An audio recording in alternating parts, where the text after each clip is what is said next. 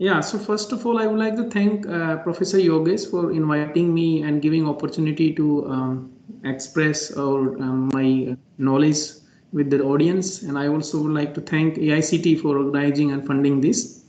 So thank you for kind introduction. And so I just repeated that I am working as a Bioscience and Bioengineering Department at IIT Jodhpur. And I will be delivering 4 sessions in this workshop.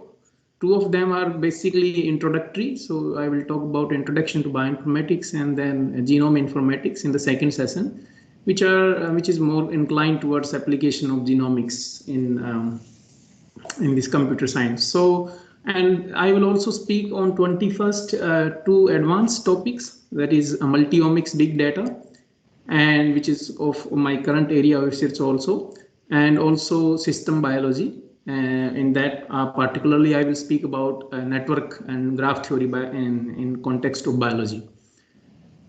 So let me begin with today's session. So welcome to all participants to this session to introduction to bioinformatics. So what is the motivation? So why we want to, or what is the motivation that why we want to study bioinformatics? Bioinformatics is now not a new field, but relatively it is new compared to computer science and mathematics and other traditional subjects. But the motivation here is drawn mainly on the problems that exist in this domain. So the interests are mainly towards solving, and motivation are towards solving those biological problems with the help of applying computational and mathematical knowledge. So here, I'm not sure if I can, yeah, okay. All right.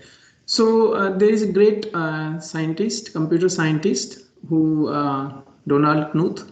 So those who comes from computer science background, they already know him.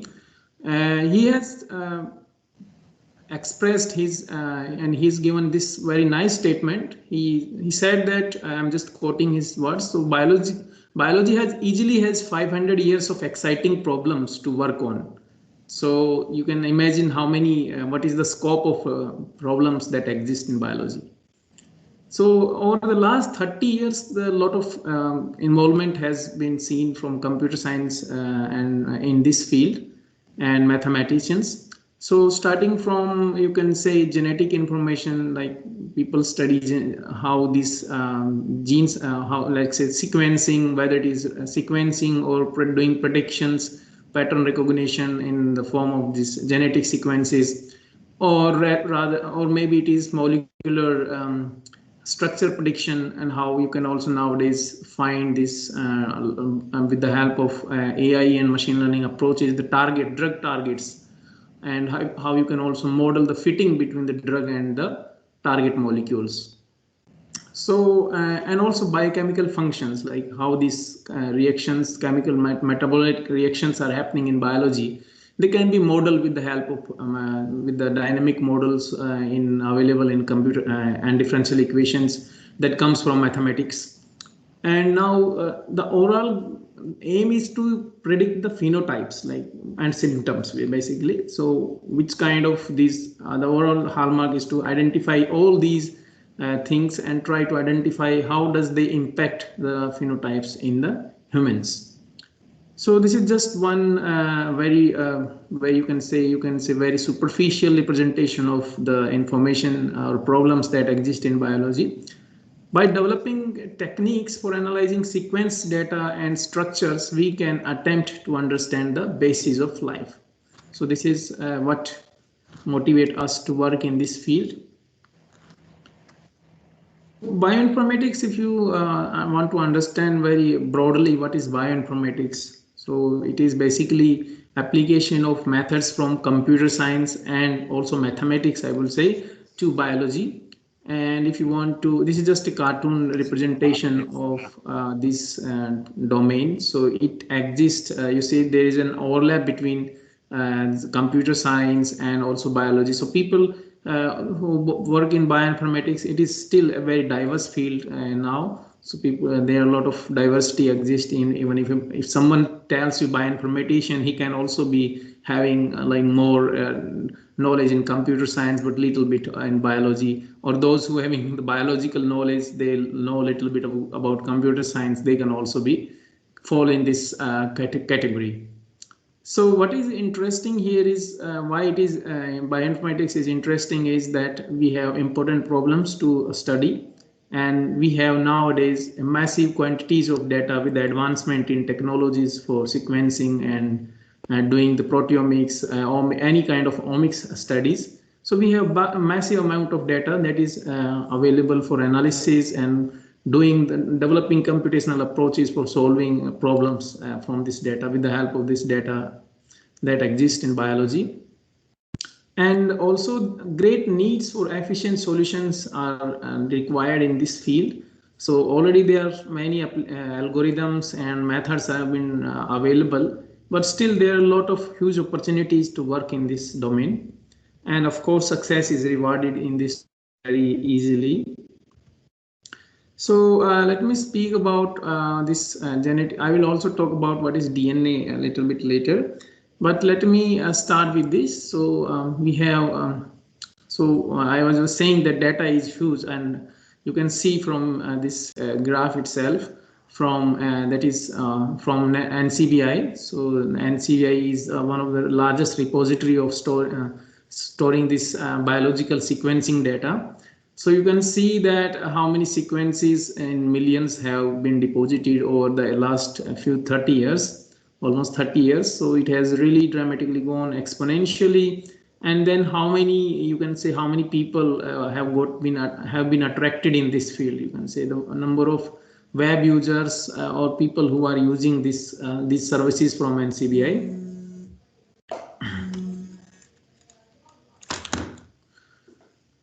So you can see this information has gone exponentially increased, and mainly it has started growing when from around 2000, where this human genome project was completed. After that, you can see there is an exponential jump towards the amount of data that and number of people that are interested in this field. Then we have so how do we so basically what is the information that is available in this field? So this genetic identity is encoded in form of long molecules.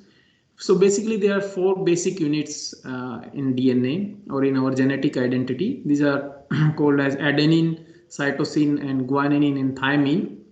So these are 4 characters or 4 character alphabet, you can say. So DNA is basically, you can understand it as a book also, or you can understand it as a language, which has only 4 characters in similar to like we have 26 characters in English or any other language. We have a set of alphabets, right? So you can think of DNA as this set of 4 alphabets A, C, G, T. So these are basically the small one-letter notations of these 4 bases. So this is all which comprises our DNA in humans and also most of the other genomes. And so again, so let me just give you an overview how the data or biological data is arranged. So basically we have 2 or 3 types of data. One is proteins. Proteins are again the sequences, but here now we have sequence of amino acids. So we have around about 20 amino acids that comprises almost all of the proteins that we are like having in our body. And you can see the amino acids are nothing which are like chemical compounds arranged in like this format. So you can see there are amino groups, and then we have acidic carboxyl group, and then R group. So this is basically connected with the help of bonds in between. So peptide bonds they call. So in case of proteins, these are building blocks are amino acids, and in case of DNA, they are nucleotides, 4 nucleotides. So in a case of RNA, there is some difference. We have a substitution for one of the nucleotide base, but here you can see the structure differences between these two molecules. That is DNA on the right side, which is double helix, right? So, and then we have single-stranded version of this DNA, which is called as RNA. All right, so RNA stands for ribonucleic acid and DNA stands for deoxyribonucleic acids. There is only a lot of similarity. So it is one of the strand is complementary to one of these two strands. Not going much in the biology, I will try to stick myself in between. So yeah, so again, coming back to the what kind of data is available, that graph I showed you in some slides back, that from NCBI. So it stands for National Center for Biotechnology Information, which is a branch of National Institute of Health, and it is one of the largest repository of the biological data. And it maintains one of this repository called GenBank, which is a worldwide repository storing the genetic sequencing data. And there are other databases that I will be showing you. So that there are several databases depending on what kind of data they are holding. And it is immense. You cannot even imagine if you don't come from this. If you are new to this field, you will be not even imagine that this massive quantity of data is available. Yeah, so just to give an example, I was working in one of this company, and people were talking about big data all the time, social data and data from Facebook. And then there was some small project that arrived, and I was working on this rice genomics data. So there, when we started working on, and then we just downloaded the data that was available from one of the repository. So for one rice genome, the data was about 1 TB. So you can imagine for 3,000 rice genomes, how much will be the data. And most of the computer science people were like, they never have faced such huge data, and they were like surprised. Okay, I never actually dealt with that level of data. So you see, there are a lot of challenges, and you can see a lot of surprises you will be seeing if you come to this field and try to understand the problems those exist. So you can see so the data is basically in form of this sequencing, ACTG. If you are looking for the DNA sequencing data. So we need to have very good computation techniques to understand or to handle. First thing is storage, and then this analysis comes later. So I will give you also some understanding of what are different methods that are available in our second session. So just bear with me. So comparative genomics is one example I can tell you at the moment. What is the problem here? So we have our we have mouse and human genetics data that is shown here. So we have on the left side mouse chromosomes. So those who comes from computer science background, let us understand it in this way. So you can imagine DNA as a book.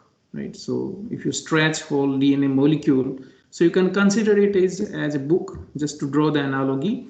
So you can consider it as a book, and then you can consider chromosomes as the chapters of this book. Right, so the chromosomes are basically chapters, and within the chapters you have genes, you have like some paragraphs or some important paragraphs. So important paragraphs, you can say they are kind of genes. All right, so and of course in this book you will find only 4 letters, A, C, T, G. All right, so yeah, so here the problem you can see is to make a comparison. So how do we compare mouse genome or mouse chromosomes with human chromosomes? Right, so there are several ways one can do it. So one is you can just look how you can draw the file. You can make a phylogenetic tree based on similarity between these the sequences, or there are also clustering algorithms that can be applied to see where does the how are these other organisms are separated from based on the available sequences that we can obtain from NCBI. So as you understand that algorithms are very important, and you can say that those who comes from biology, I believe that there might be some people who also comes from biology in this workshop. So algorithm is basically a precisely specified series of steps to solve a particular problems of interest and something which needs to be automated, right? So we can develop a model for task at hand, or we can study we can also study inherent computational complexity. And also now we also ask, can the task be phrased as an optimization problem, right? So can it be solved efficiently? What will be the speed? What will be the memory requirement? And if we cannot find good algorithm, can we prove our task hard? So is it non? You can say, is it very hard or NP hard problem? That if it is known to be hard, is there any approximation algorithms like works? There are many problems that are NP hard. So work some of this time or comes close to the optimal, and probably we can conduct some experimental evaluations, iterate above steps, and try to again think about where we lies. Okay, now jumping back to the, so my talk will be like jumping sometimes to the towards little bit of biology, then a little bit towards the computer science. So this is how this field is. So I was saying that how we will be learning about DNA. So again, I have just one quick slide, one or two slides to show you what is DNA. So as I was saying, the DNA stands for deoxyribonucleic acid, and it is a nucleic acid that so we have several nucleic acids, like RNA is also one, and that contains the genetic instruction that specify the biological development of all the cellular forms of life, and also most of the viruses as well. And we will now understood that DNA is like a polymer of nucleotides, and it encodes sequences of the amino acid residues in proteins. So the information is traveling from DNA to protein level, and there are several processes that are happening. And most importantly, like if you have followed up what I have talked so far, like we have 4 nucleotides in DNA, A, C, T, G, and then we have, when we come from DNA to the level of proteins, then we have 20 amino acids, right? So it is interesting, like how the information has got expanded. So we have so we have something called genetic code, and that actually implies that each triplet of this 4 nucleotides in DNA, they codes for a different amino acid. So there are, in principle, if you like take 4 to the power 4, that will be 64 codes that are possible, right? So but there are some redundancies so that exist. So sometimes 2 codes may more than 2 or 2 triplets can code for the same amino acid. That is also possible. So I was talking about the genetic code, right? So the genetic code is basically a set of rules that maps DNA sequences to proteins in a living cell, and it is employed in the process of protein synthesis. That is, the process is called translation. And nearly so first what happens is, first DNAs get transcribed into RNA, and then RNA is an intermediary step, and after that it gets translated into proteins. So nearly all living things uses the same genetic code called the standard genetic code. So there is a standard genetic code. If you are interested, you can have a look. It is a big table which show you which of this genetic triplet is coding to which of the amino acid. So this genetic code is universal except for few microorganisms, for few organisms to say, which use some minor variations of this standard universal genetic code. Right. So this is just a mathematical expression which showing the fundamental code in DNA. You can assume it as a sequence. Okay. So where you have a sequence that ranges from 1 to n, where xi is your xi comes from the set ACTG. So there are only 4 possible values in this sequence. So this is just a mathematical representation of the whatever I have talked. And interestingly, so can you guess how many? So you can imagine the number is already there. So you can imagine how big is this DNA? So around 3.3 3 billion bases of these nucleotides are there in the complete human genome. So the data itself is really huge for even a single human. And what I was talking about is this primarily that this, just to give you some example, like these are called, these triplets are called codons, and they you can see the codes for different amino acids. And I was also saying that first the information get transcribed from DNA to RNA, which is single stranded. And here you can see that instead of G you have instead of T you have U here. So this base gets deoxygenated, and then it gets, you can say this is this one substitution you see. So this is one difference between DNA and RNA. And this genetic code is available based on this RNA template. Now I was also talking from where you get this DNA, right? So now from where you get the protein. So there are different steps. One is called replication, so in which you create the same copies of the DNA. So that is called replication, because within seconds we have cells that are dividing, and when cells are dividing, that means the DNA is also getting copied, right? So when this is happening, this process is called DNA replication. And then when we have this conversion from DNA to RNA, this process is called transcription. So basically transcription is the process through which a DNA sequence is enzymatically copied. So there are several enzymes that are involved in copying the information. For example, RNA polymerase is there, which produces a complementary RNA given a DNA strand. Or in other words, the transfer of genetic information from DNA to into RNA is called transcription. And in the case of protein encoding DNA, transcription is the beginning of the process that ultimately leads to the translation of the genetic code via the mRNA. So in intermediate, so means that when you are doing this transcription, not only one category of RNA is produced, but there are several categories of RNA that are produced. So imagine you can think of like breaking the DNA and DNA get transcribed into RNA, and then RNA you can think of category 1, category 2, category 3, category 4. So there are several categories of RNA that are produced, and one of them is called messenger RNA, mRNA in short, and that mRNA is used for that gets translated into protein. So not all type of RNA give rise to protein, but only mRNAs gives rise to functional peptides, or called proteins also.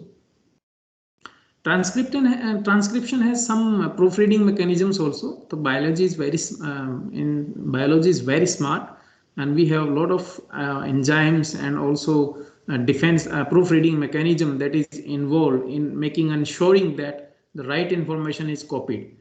So these are very like proofreading concepts, and they are very fewer and very less effective than the control for DNA, and therefore transcription has lower copying fidelity than DNA replication. DNA replication might have some errors based on there might be some mutations, or there might be some rearrangement, recombinations that are happening. But DNA to RNA copying is very effective, and it is proofread.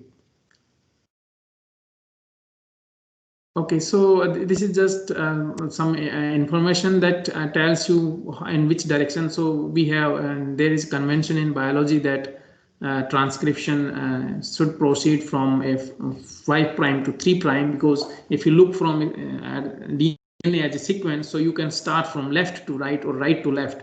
So from left to right is a direction that is specified as 5' to 3' direction. So this is just a convention that we that this transcription proceeds from this direction to this direction. All right, so as I already told you that in RNA, the thymine is substituted with the uracil. So we don't have thymine T in our RNA sequence. We have only uracil, that is U. Others are same. AD, AC, T, AC, GU. All right, so this is one difference, and another difference is DNA is double stranded, whereas RNA is single stranded. Okay, so now let's come to the genetic code. So again, I was telling you that there is a table that is available. So once you have your RNA, you can go back to the next step that will be happening is the translation. So translation will be you can say the flow of information from RNA to protein. And you can see this is depicted here. So from DNA triplet to we get RNA triplet, and from RNA triplets are called codons, they get translated into amino acids. So this is also called the central dogma in biology. So from DNA to amino acid or to protein, this is how the information is flowing. So as I was saying that there is some redundancy that is observed in biology. So for example, all these three triplets, they code for single amino acid, that is alanine. So you can say this is happening for most of these triplets. There are also some triplets that only encode for one amino acid, that is AUG. So there are other amino acids, of course, but these are most common amino acids, and they are also called such as start and stop codons. That is, I think you can also understand it in terms of where from how we start the translation. So translation starts from here, and then if you find this codon in RNA, then it means you have to stop the translation process. Now, coming to the what kind of problems exist. So one problem is to study the evolution. Right? So we can study the how the origin or how we are currently from where we are existing. So from where our existence comes from, right? So there are so many work that has been done in this field, and this is primarily based on studying the similarity and studying the similarity based on the DNA sequences. And this is how you can imagine the tree of life, that is you can say, that has been proposed. And you can see that there are bacteria, and then we have archaeas, and then we have our animal kingdom, that is eukaryotes, and somewhere here we are here. So a lot of interesting things can be done. So we can study the comparative genomics also. And if you look more like at the genus level, so you can see how this tree, which looks very complex, this is arranged. And you can see the similarity based on the sequences, DNA sequences, which organisms or which species falls to get closer by compared to other organisms. Again, it is just the same first for eukaryotes, archaeas, and then how this we can also, there are a lot of studies, interesting studies that also been done to identify similarity between across the animals within eukaryotes. And so you can see that, so you see how these are two pigs, and picaris are very similar based on the genetic similarities, right? And then we have again the most next similarity, this kind of comes from pigs and the camels. So you see, very interesting findings have been observed based on just the similarity between the sequences. Now there are so many unsolved problems that still exist in biology. So one of them, as can be very obviously, is about how what is our existence comes from. So life, how did it started? Is life a cosmic phenomenon, or there are conditions necessary for the origin of life, or narrow or broad? How did life originate and diversity in human millions of years?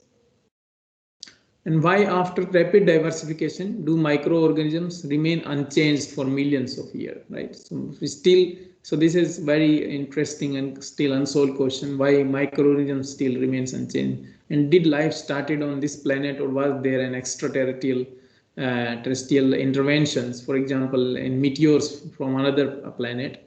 And why have so many biological systems developed sexual reproduction, and how do organisms recognize like species? And how are sizes of cells, organs, and bodies controlled? Is it immortality? immortality possible? So these are all interesting, very like you can say generic or broader questions. And then we can also come to our questions at the DNA or genome level. Do organisms link together to a primary source, or given a DNA sequence, what shapes will protein fall into, right? So this is very challenging problem, and this has been recently shown by one of the AI. I think it was Alpha. So they have solved this issue, how given a sequence, or they found that how the protein sequence will, what will the protein structure given a sequence of protein. So there are many things, interesting things. They still looks very trivial, but they have not been solved. And given a particular desired shape, what DNA sequence will produce it, right? So what are all functions of the DNA? Only we have been able to study only so far around 20, maybe 1 to 2% of the DNA. Right, other than structural genes, which is the simpler part of the system, and what is the complete structure and function of the proteome, right? Proteomics is another entirely very different field. And we have already seen that a lot of work has been done in this field regarding the protein microarrays, whether it is and identifying the protein content of an individual and analyzing this whole proteome of a given organism. Such kind of work has already been done in proteomics field, and it is very recent and you can say a very developed field. Interestingly, also we have a lot of other systems have been also studied, like people are working on viruses also. One of them, a very recent example is, for example, SARS and then Ebola. So what causes immune system deficiency? What are the signs of current or past infections to discover why Ebola hides between human outbreaks, right?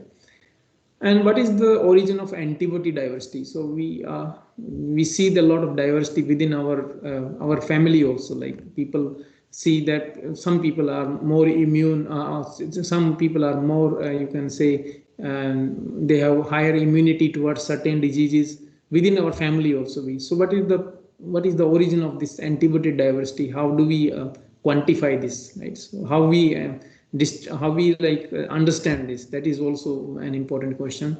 And what leads to the complexity of this immune system, and what is the relationship between the immune system and the brain?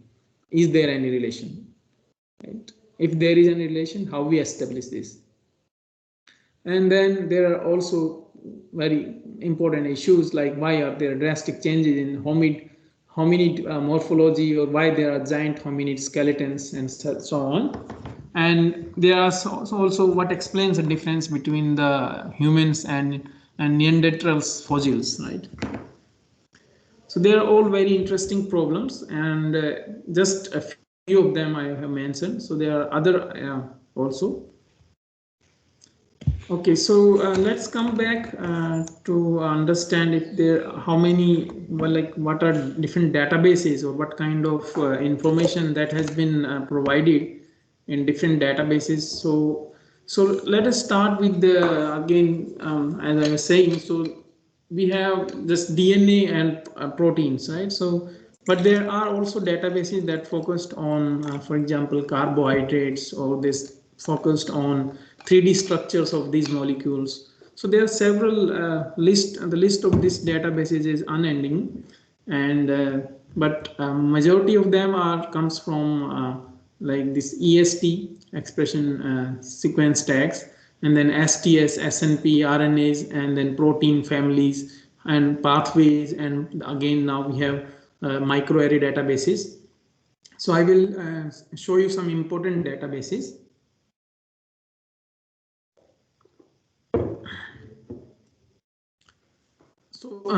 So this database indexing is and specification of the search terms is very, you can say there are also a lot of opportunities basically in developing these databases also, and making efficient databases or storage of this biological information is itself a very big challenge.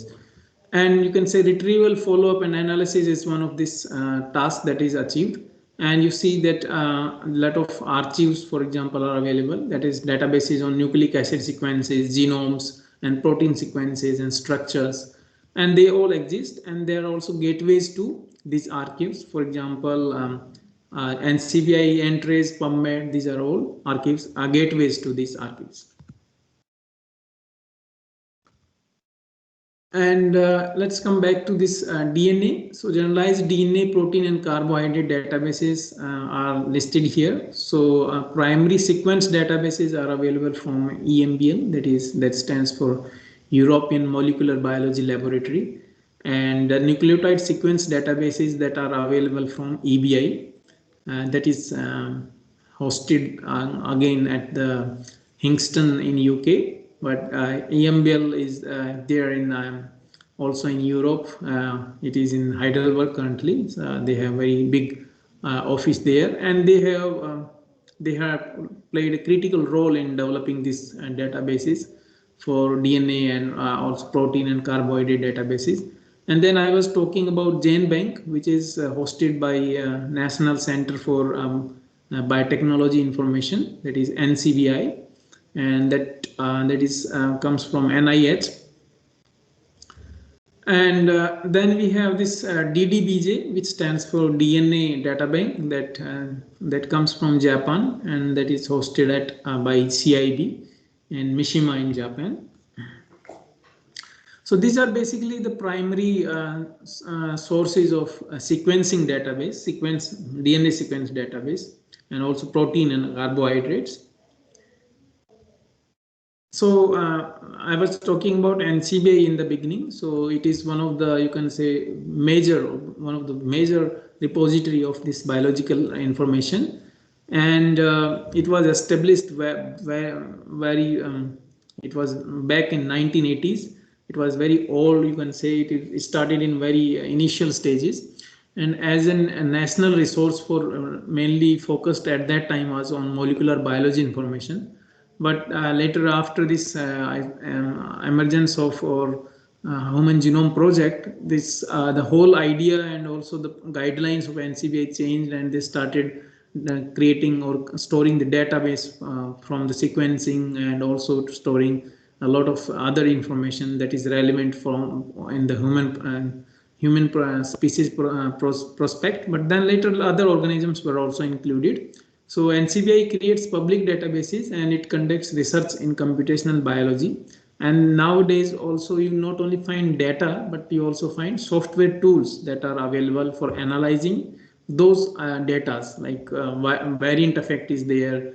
Then there are visualization tools are available for analyzing this whole complex genome data only on their databases itself. You don't even need to download those tools. You can just use them from this website only. And they also provide a lot of biomedical information, also a little bit of interpretation, all for the betterment and understanding of molecular processes and which affects the human health and diseases. So you can say this is very rich resource that provides many information. So and also very useful when it comes to downloading the data or storing the data. People can also deposit their data. It is follow some guidelines, and they can also submit their experimental data to this repository. And I have shown this also in the beginning. So how this growth has happened in this database, and how many international and also now you can see nucleotide-based data collaboration and consortiums have come up to store this data. And then the next so EMBL is also one of the largest data repository which focused on nucleotide sequence database, and also it is known as EMBL Bank, and it constitutes a lot of information which not only comes from primarily from Europe, but also from many other countries, which has Europe's primary nucleotide sequence data supposed to be, but now a lot of other information is also available. So main sources here are DNA and RNA sequencing, and there is also direct submissions are possible from individual researchers, and genome, that is likewise also for NCBI. and genome sequencing projects and patent applications that are also been submitted in this EMBL EBI project. And then coming to EBI, which is also, you can say, the sub branch of EMBL. It stands for European Bioinformatics Institute. It is a non-profit academic organization that formed which is one of the part of the European Molecular Biology Laboratory, that is EMBL. So EMBI is a center for research and services also, especially in field of bioinformatics. And it is one of the oldest well-established institute in the field of bioinformatics. And this institute manages a database of biological data also. It provides data, not only data, management of the data, but also provides many interesting or useful tools that can be applied for studying the nucleic acid data, or whether it is protein sequence data, or maybe other macromolecular carbohydrate structures data. So they have written in their statement, though it is a little bit outdated statement. So their mission is to provide freely available data and bioinformatics services to all the facets of the scientific community in ways that promote scientific progress. And they also contribute to the advancement of biology through basic investigator-driven research in bioinformatics. They also provide support in organizing workshops, and also they also, you can say, they provide advanced bioinformatics training on regular basis, and a lot of scientists at the level of PhDs and also some other young investigators, they also participate in their program, in their training programs. And the idea is to disseminate the cutting edge technology that to industry and also to the academia. So yeah, so this is these are the two main sources of information. One is EMBL, EMBI, EBI, and then the second one is the NCBI. Apart from that, there are other databases such as I was talking, there is also a database that is generated in Japan. So it stands for DNA Data Bank of Japan, DDBJ, and so it began its activities, DNA Data Bank activities, in almost 1986, around the same time when this NCBI has started. And at the National Institute of Genetics in Japan, and DDBJ has been, you can say, very functional, and has received had deposited many international nucleotide sequence databases. And also later, with the time, they have also established collaboration with the EMBL and NCBI, so that now you can also find that some links are available. If you look looking from cross links are available across these databases. Sorry. And then DNA sequence records, you can say, on the organismic evolution more directly than other biological materials, and thus is invaluable, not only for research in life sciences but also for human welfare in general. So this information available on DNA sequence record from this DDBJ is very helpful, and the databases are, so to speak, you can say, very common treasures of human beings. And with this in mind, let us make this database online accessible to anyone in the world. So this was you can say, the statement of this DDBJ when they initiated or this creation of this repository. So this is very like you can say, very helpful, right? This kind of availability of these repositories and availability of data that got freely available to the research community. So a lot of research and work can be done. So these things have really played a very important role in the growth of this bioinformatics field. And then we have Xpsi proteomics server, which is like, so far we have just talked about DNA sequencing databases. So there are some databases that are also suitable or they solely storing the proteomics information. So one of them is that this Xpsi, which is expert protein analysis system. It stores data on proteomics. Proteomics is basically, there are many definitions of proteomics, but you can consider it as collection of all the whole proteins, or you can say from your human from any organism, and collectively term for all the set of all the proteins that can be available from a given organism. And you can say it is this Xpsi is a server which is again hosted in Switzerland from Swiss Institute of Bioinformatics, and is dedicated to the analysis of protein sequences. And so if you are looking for something at the level of protein sequences, you can definitely explore this this Swissprot, also called Swissprot proteomics server. And you can also get structures information from 2D gel electrophoresis, so that are also available. So you can explore this database if you are interested in working in on protein databases or protein sequences. Then there is also another databases that are suitable depending on if you are looking for protein sequences or carbohydrate sequences. So Swissprot we already learned. So this is SIB and hosted by Switzerland in Geneva in Switzerland. And then there is also called EMBL, which also you can say translated EMBL. So EMBL. So computer annotated protein sequences databases that are available, that are also hosted in this TRMBL database. And then there is also a very important database, that is PIRPSD, that stands for International Protein Sequence Databases, annotated with a lot of protein database by PIR and MIPS and JIPID at NBRF, Georgetown, USA. And then we have another database that is called UniProt.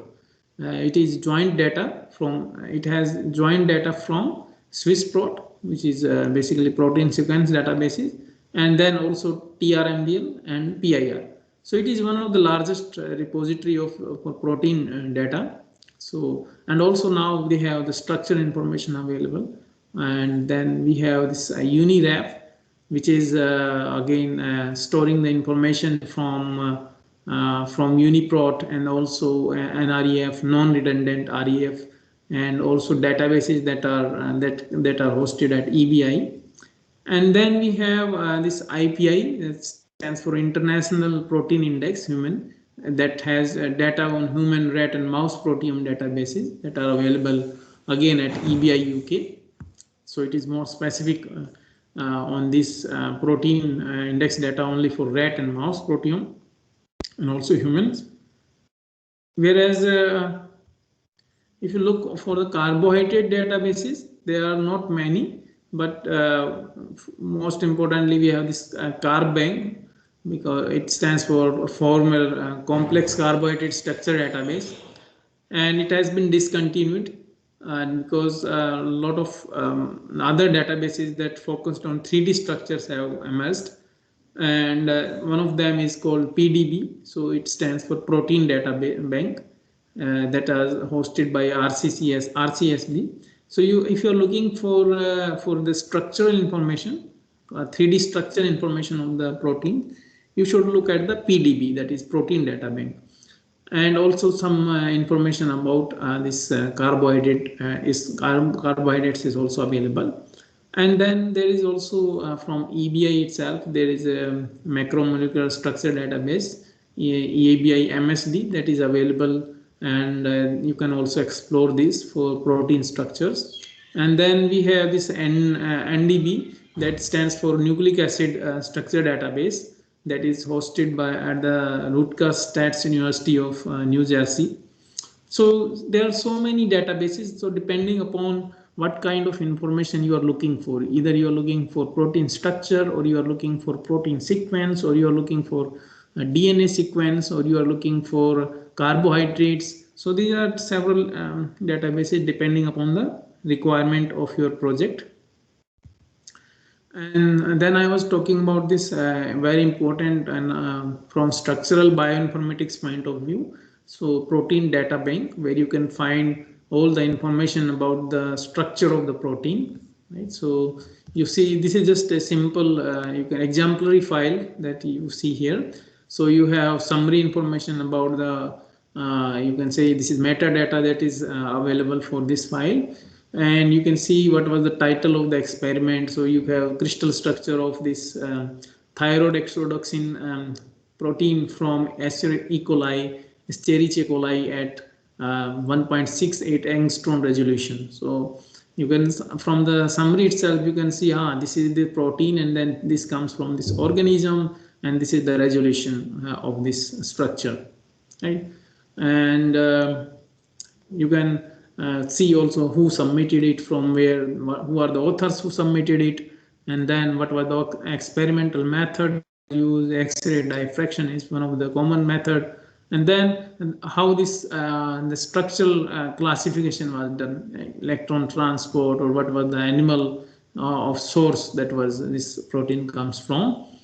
And then you also find information such as when it was submitted and when was it released. So because these are the different things, because you see the deposition is different than the release date, because there are a lot of you can say annotation or curation or self analysis that has been proofreading that is done by these people, or you say the annotators at this database. And then after everything is verified, then only it is released. And it then also gives some stats on what are the resolution and what are the R value and what is different spacing that is provided. And this is how this small table tells you what was the different molecules and what are the formulas that are of this compound. Then you have a lot of other databases, depending on they are small databases though, but depending on the kind of, they are more specialized also. So for example, text-based data is provided by entries. So you can probably, you may be interested in doing some text mining. So you can look at these databases such as SRS or entries. And then you have sequence similarity search such as BLAST and FASTA. These are also these online tools that also not only doing the analysis but also providing the source of sequencing.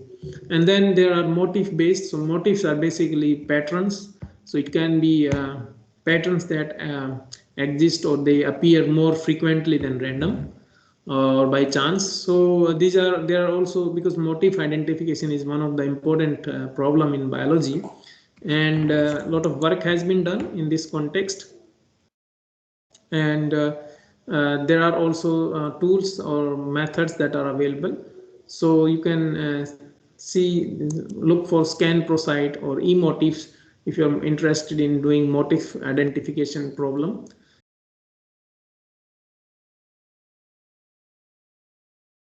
Of your protein or molecule, you can find all the similar molecules that have the similar structure with your input molecule. So you can perform a similarity based structure similarity based search as well. And then you can also perform mass based protein search. So you can just put in the mass of protein, and then you will find all the protein related proteins that exist in this database.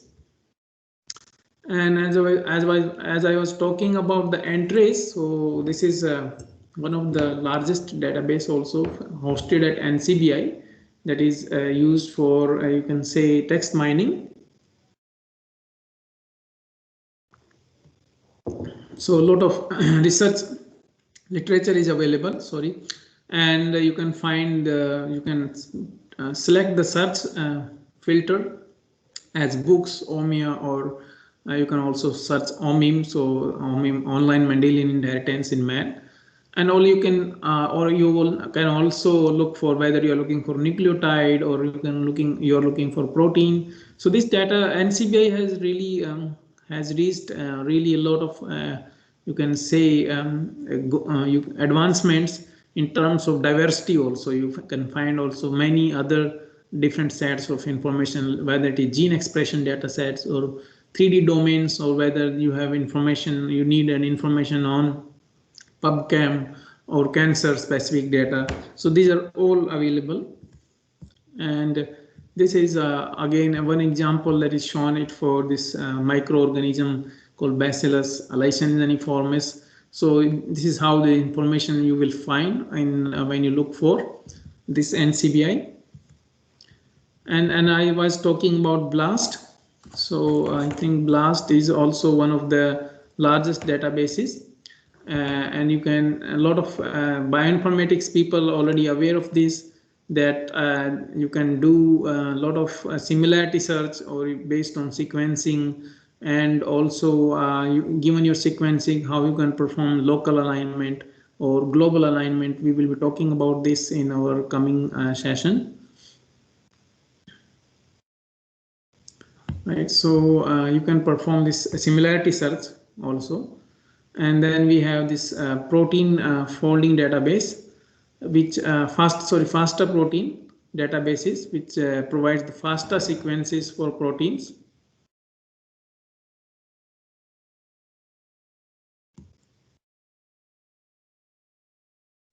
All right.